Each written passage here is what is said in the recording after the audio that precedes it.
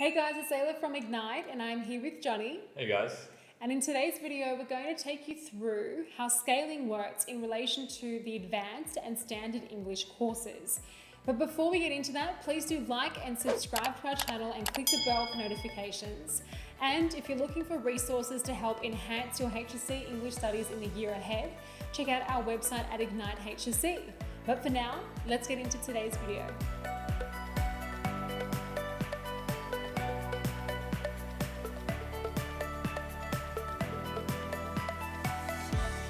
Alright guys, so in today's clip we're addressing the content of the advanced and the standard English courses, and we're comparing how the marks translate to your overall mark for the HSC. So if you're a student who is starting to consider whether to take the advanced or the standard courses, you're considering your ability in each of those subjects and you're wondering which one is going to be more conducive to your success in the year ahead, this content will undoubtedly be useful to you. So I'll hand over to Johnny, who's going to introduce, the content and the stats behind what we're discussing today.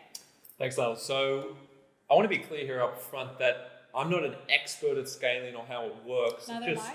Yeah, that's right. So full disclosure there, but we've seen some of the numbers that are publicly available in terms of how the marks are distributed in English Advanced and Advanced. So how likely it is that you'll get a band 6, a band 5, a band 4 in those subjects. Yep. We've had a look at those, and we also know from historical data, we have some approximations on what those marks, once you have your exam mark, will become in terms of going towards your ATAR. So how they actually scale to give you that final ATAR, which of course you're probably watching this video because you care about, or hopefully you do care about it a little bit, and you want to be strategic about this if you are having that debate between doing advanced and doing standard. So let us look at the data from last year's band distributions, right? So this is the 2020 HSE data. You can see here that to get a band 6 in English Standard was near impossible. That's a key takeaway here, okay? So if you're someone who's pretty good at advanced and you think switching to standard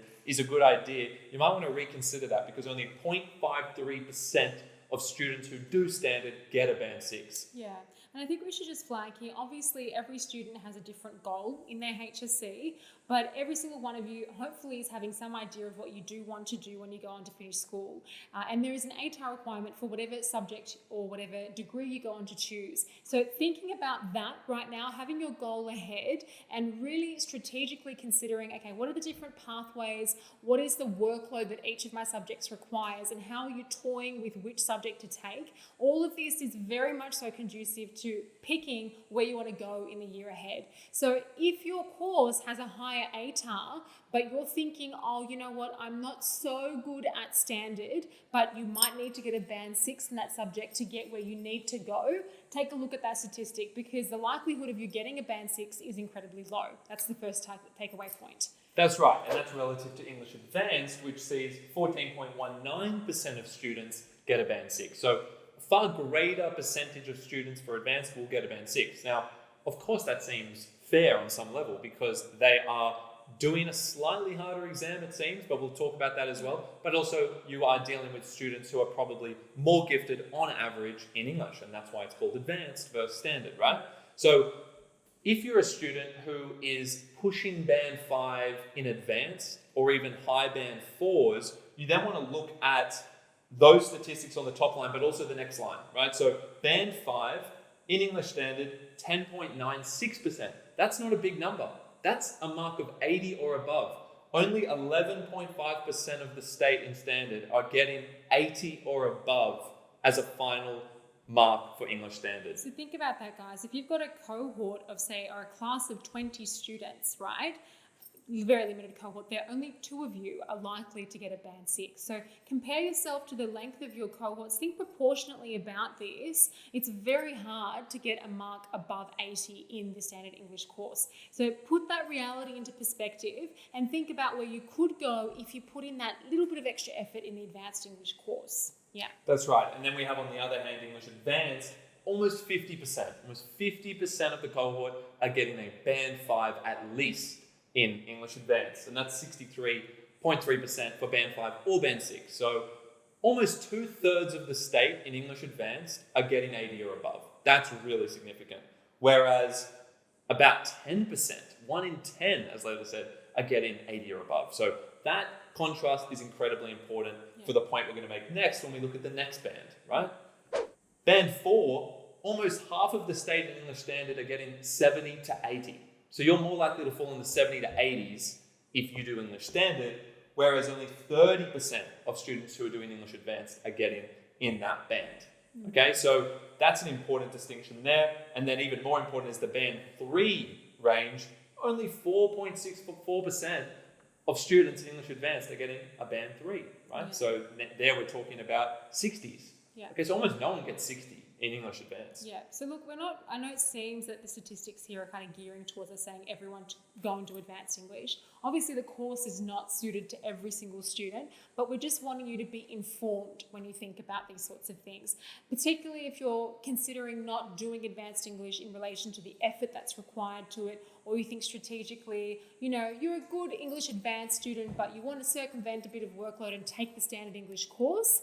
These sorts of statistics are particularly relevant to you. So just be informed and know the difficulty that it requires. And I guess it's kind of safe to say that if you are selecting the standard English course, you're most likely going to get a band within the band 4 range. Yeah, that's right. Yeah, band 4 and band 3, 31%. Huge amount of students are getting band 3, so 60s. And then it goes below that, of course. I would say that if you're watching this video and you're having this debate, if you're someone who is thinking about moving down to standard because you find that the work's too hard in English advanced, that's not a very good reason to move. This is really crucial. English is a subject that requires hard work no matter what, especially when you consider how similar the exam structures are and the exam lengths. That's right. More on that in a minute.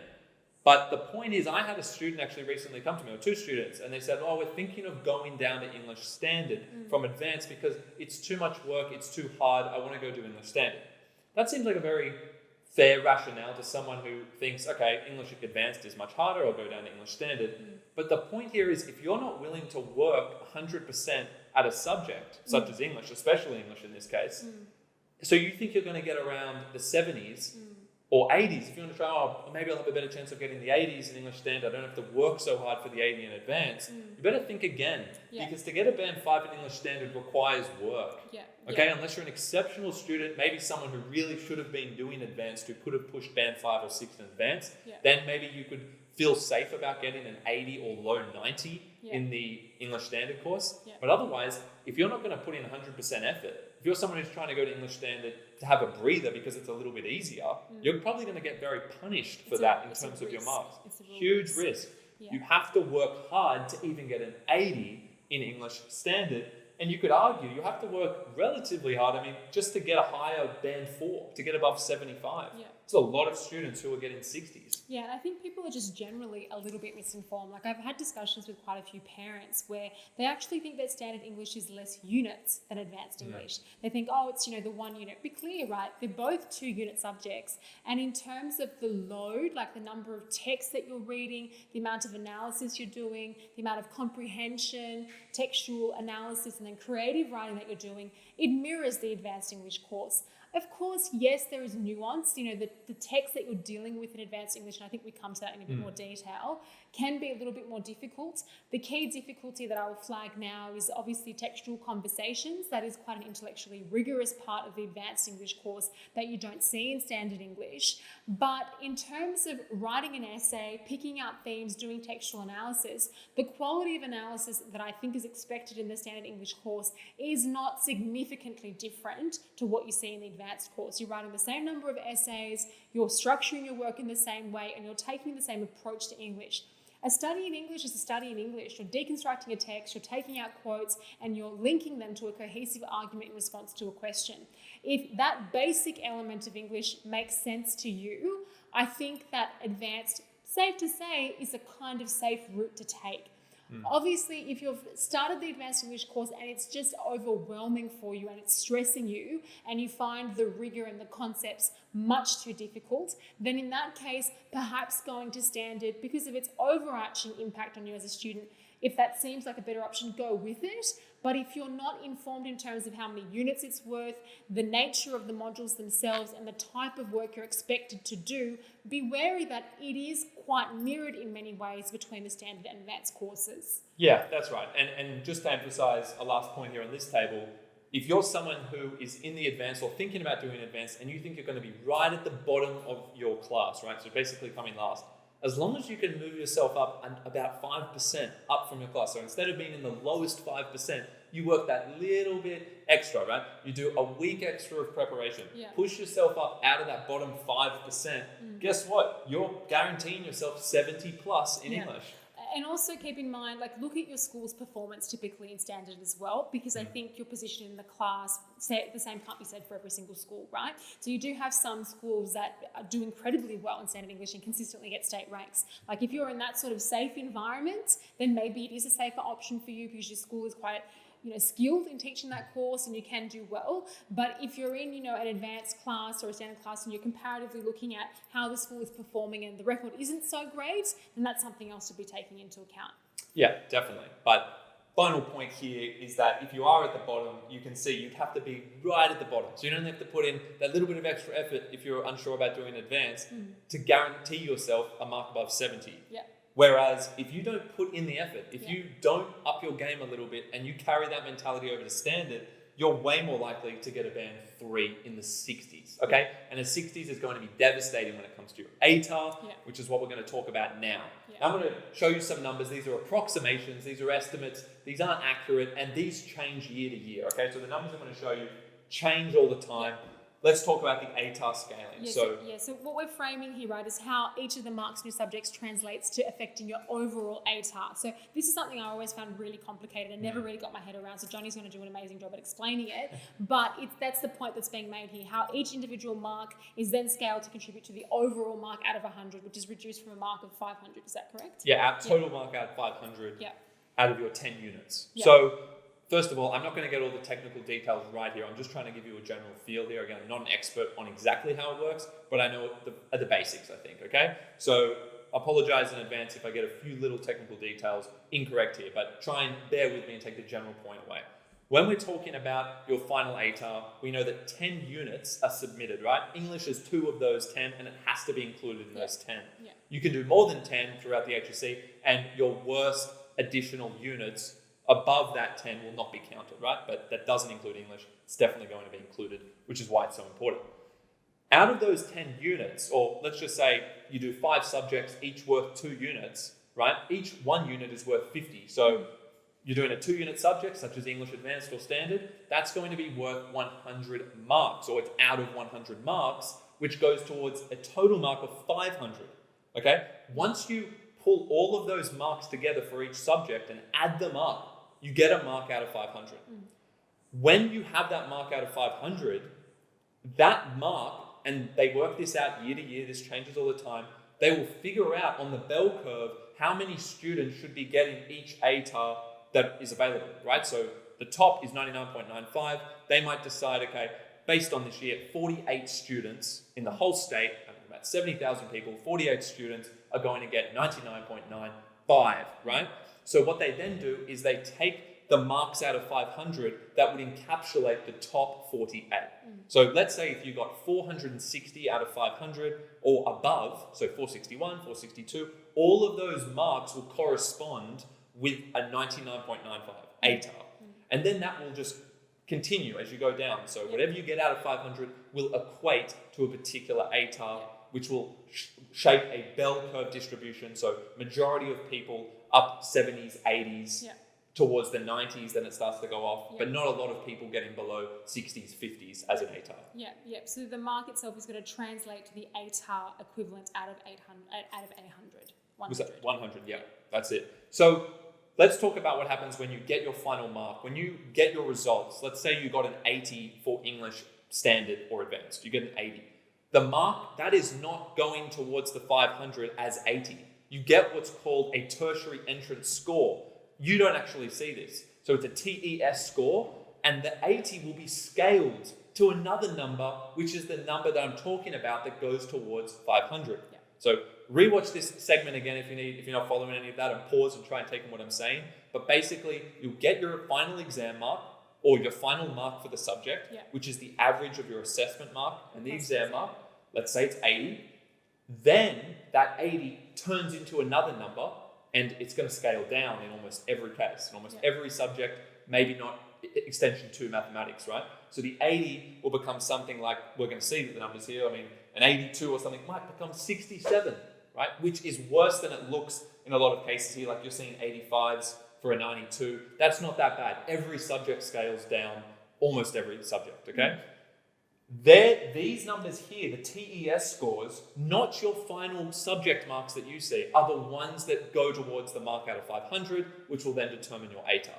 So hopefully you're following here. Do you want to add anything on that point? I was going to say, don't pause the vid here and stop there and just look at these translations and think, oh, well, I should just be doing standard for the lighter workload, because once we look at the distribution of who gets what mark, or like we did in the previous part of the vid, that teaches you that, yes, the translations are fairly similar in parts, but the difficulty in getting the marks above here in standard, remember, only roughly 30% of the state got there. So yes, the translations are similar, but the key point to take away to this point was how many people actually were able to get that sort of mark. So I just wanted to caveat that. No, that's very important. So this is the key takeaway, right? Look at this table. A 92 in English and standard and advanced both become 85. So all of you are watching this, you're confused. You're thinking, but you just told us basically don't do standard if we're thinking that we're going to get a lighter workload. But you're seeing here that a 92 will convert to 85 in both cases. So why wouldn't you do the easier subject? Yes. Well, the point is, no one gets 92 in English standard. Well, 0.53. Bar maybe, well, that's right. I'm hyperbolizing the reality there. Like 50 people, literally 50 people might get 92 and above. I had a student who got 94 once, and she got a state rank. She was at the top of the state with 94. It's like the number of people who get the perfect ATAR. That's the number of people who get a band 6 in standard English. That's right. Roughly speaking. Yeah, exactly right. So remember, 0.51% are getting 90 or above in English standard. So even though it's translating to the same mark, almost no one's going to get that TES score. No one's going to get that. A lot of people in advanced are going to get that. Right? A lot more. Remember, over 10% or something like 14%. Yeah.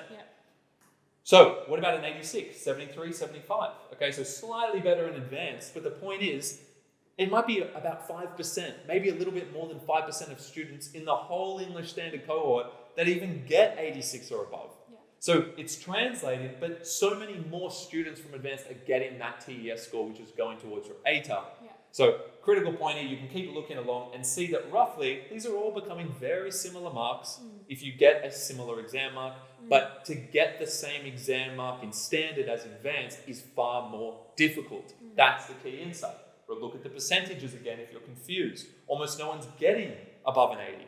So while it translates well in the sense that it's similar to advanced, basically no one's getting it when you compare it to advanced. Yeah, yeah. To add to this, you can see here, I mean, this probably shocks people, and we don't imagine it's similar for the advanced. Again, these are not exact, these are approximations because we don't have the exact data on this. But 75 will translate to a mark below 50. You need to work hard at English, whether you're doing standard or advanced. This is a key point to take away. It's not about what one you choose. You can't slack off in English. The 2 units are going to count towards your ATAR. Yeah. They're the only 2 units that definitely count towards your ATAR. And if you're getting below 75 in either of these, you're going to get punished in the sense of your ATAR, right? So I'm using that kind of language to really try and emphasize the point that you shouldn't take your foot off the pedal, and especially when you do standard. It's the wrong mentality. If you go down into standard from advanced, or you choose to do standard because it's a little bit easier, it's not. It's easier to get a lower mark. And guess what? A lower mark is horrible for your ATAR prospects.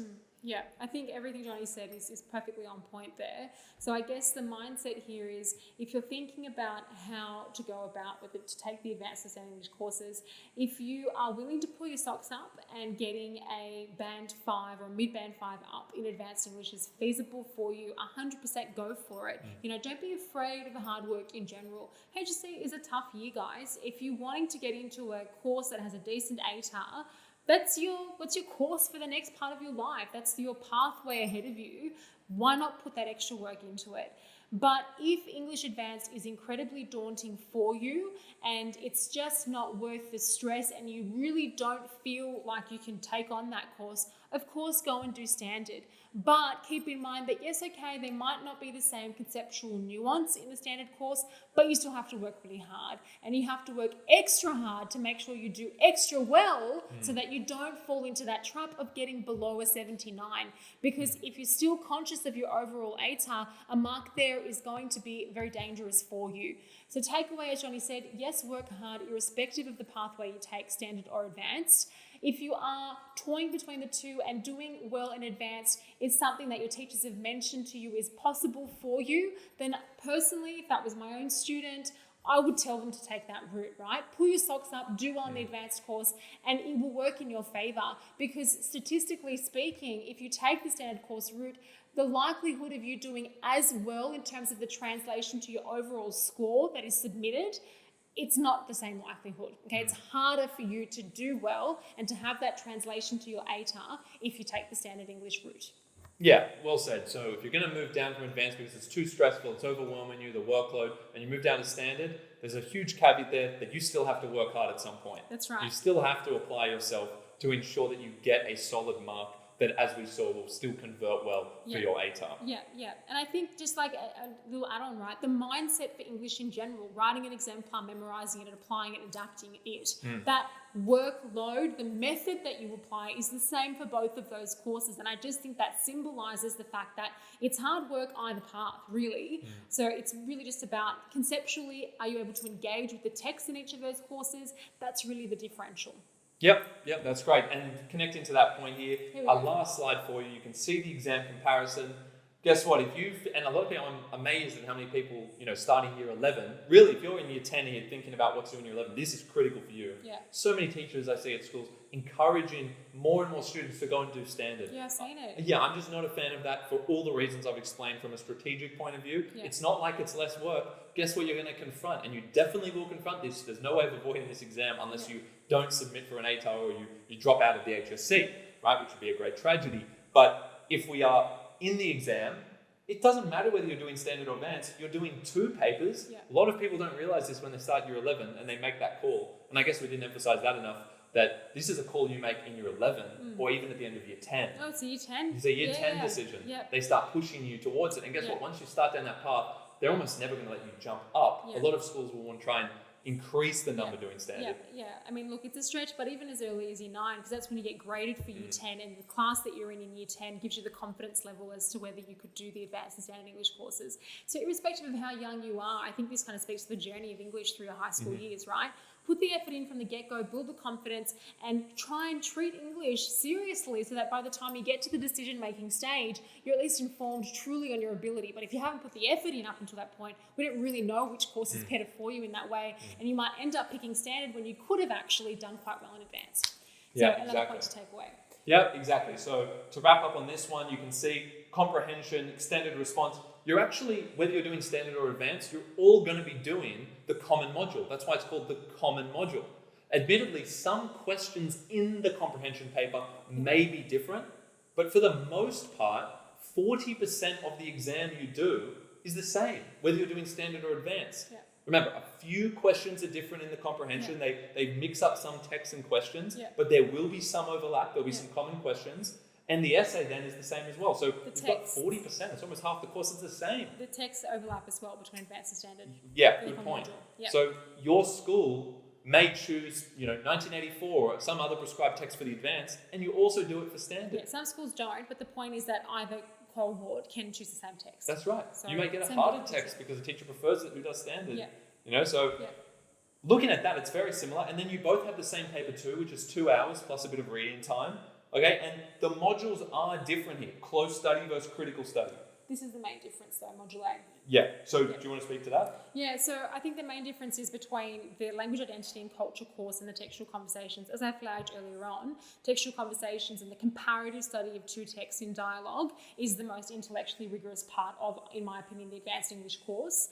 And the fact that you're studying two texts there and you're bringing them together is what distinguishes it from language identity and culture. In that module, there is one primary text that is studied. It might be a body of poetry, in which case you're studying more than one text. And schools are also expected to show the students different cultural representations as part of that module. So you do study more than one set text, but your ultimate essay is based on one text, and conceptually looking at how text represent identity and culture is different to engaging with intertextuality, which is what you're doing in advanced English. So conceptually and content-wise, there is a little bit of difference there. There is room to wiggle when we're comparing the two courses. But apart from that, yes, there's the nuance between close and critical. I mean, I would argue that when you come down to actually writing the essay, it's not really that much different. Yeah, but you get very specific questions for both. I would argue maybe critical focuses more on form, and it gets a little bit into it. Critical perspectives as well. But you see that some occasionally in standard. You get a hard standard question. But the point I was going to make though is the student who gets the band 6 in the close study would be applying much of the same theory over here on the right hand side. Anyway. Exactly, you've got to stand out in that way. Exactly. So to actually get the band 6 or to get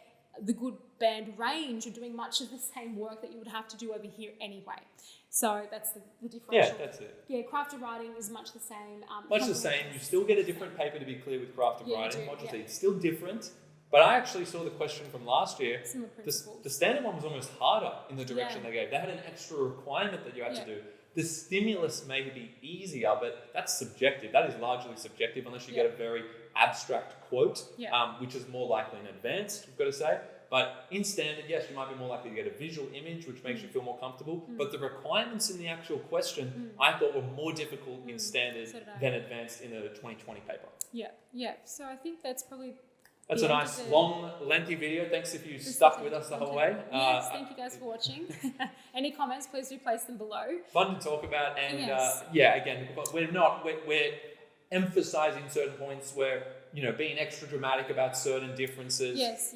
At the end of the day, we're not opposed to people doing standard. Half the state does it. I just think there's a large chunk of people that do it for the wrong reasons. Yes, and there are a plethora of reasons as to why you might be picking either. And every single student is different, right? You're coming from different schools, different obligations, and we need to respect all of that. And we're not experts either, and we know it's a controversial topic. We're merely just trying to offer you some insights and statistics to show you the likelihood of you getting in certain band ranges, irrespective of what course you go on to take.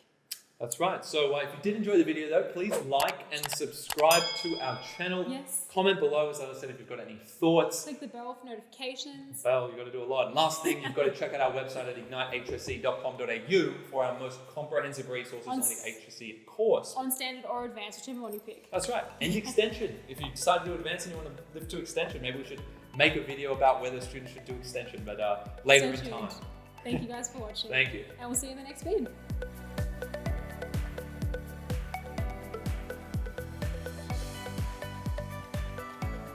Hey guys, thank you so much for watching. If you do like the content, subscribe to our channel and we'll have more videos coming your way. That's right, guys. Thanks for watching. And please make sure you check out our online resource database. We've had a team of state rank achievers and heads of English put these together for you, covering everything from essay structures and examples all the way through to craft of writing and comprehension skills. So check them out at ignitehsc.com.au, and we look forward to seeing you in the next video.